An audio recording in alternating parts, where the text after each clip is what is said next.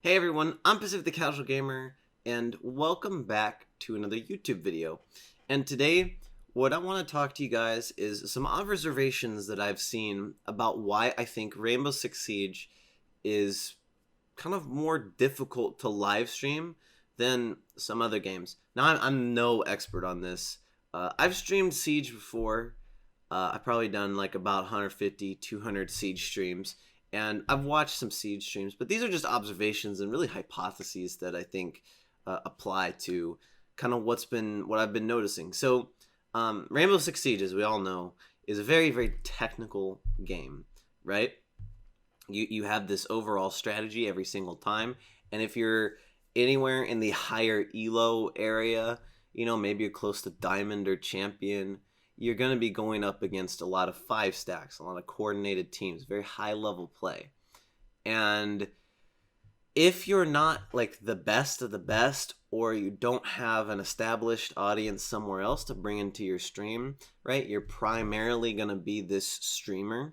It already makes things difficult because, you have to be interacting with chat. One of the things that a lot of the very, very, very best streamers do is interact with chat a lot.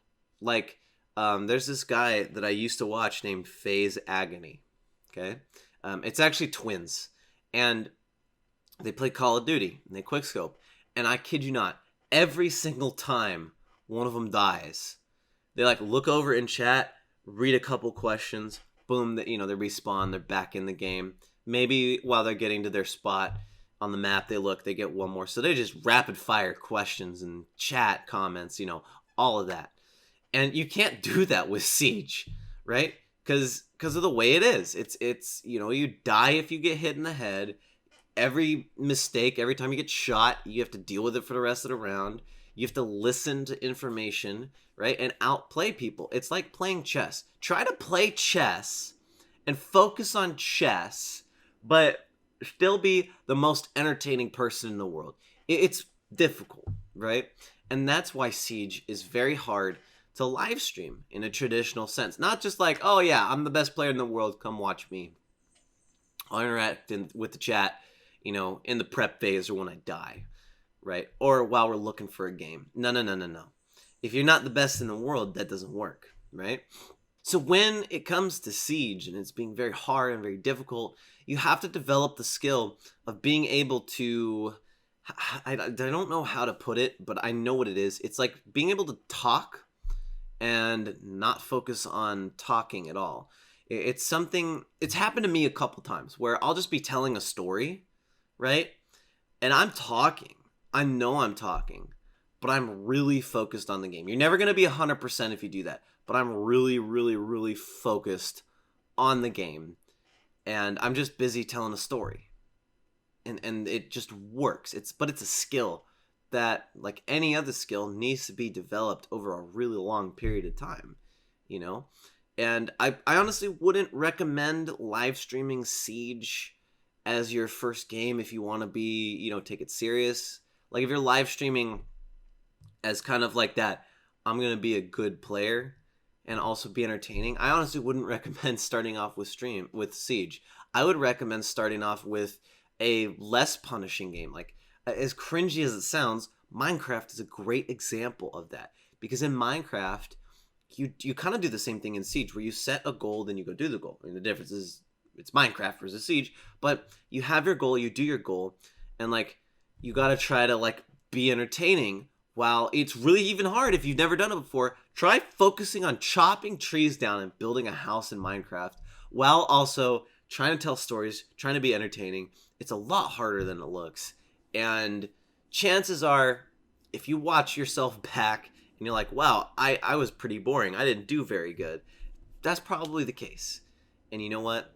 Just like with any skill, you have to go at it and improve at it.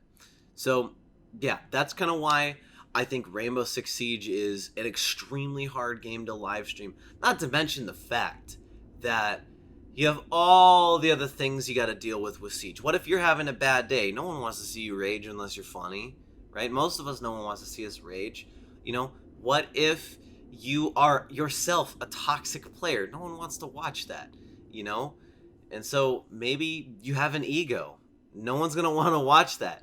So you have all of these factors that are coming into hurting your stream. Maybe you just don't know what you're doing, and you have to learn that first, right? Learning how to live stream is a little bit of a learning hump. And you have to deal with that on top of, I'm in this ranked game, I have this 5-stack, I'm doing terrible, my teammates are trash talking me, I can't pull this off. The only entertaining thing I'm doing is putting down rogue armor.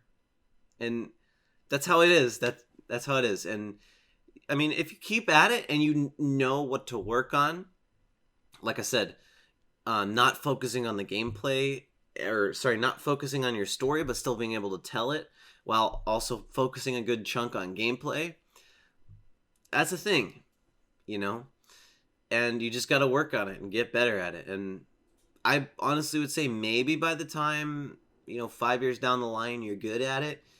Maybe Siege isn't even the game anymore. Maybe it is. It probably still will be, honestly, looking at how the game is going really good. But anything can happen, So that's it for this video, guys. I hope you enjoyed. If you did, let me know in the comments below. One more thing. Like I said, these are just observations that I see.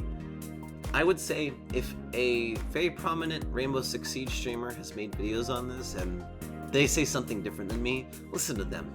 Don't listen to me. But I'm Pacific the Casual Gamer. I suck just as bad as you do at playing video games, and I'll see you guys in the next one.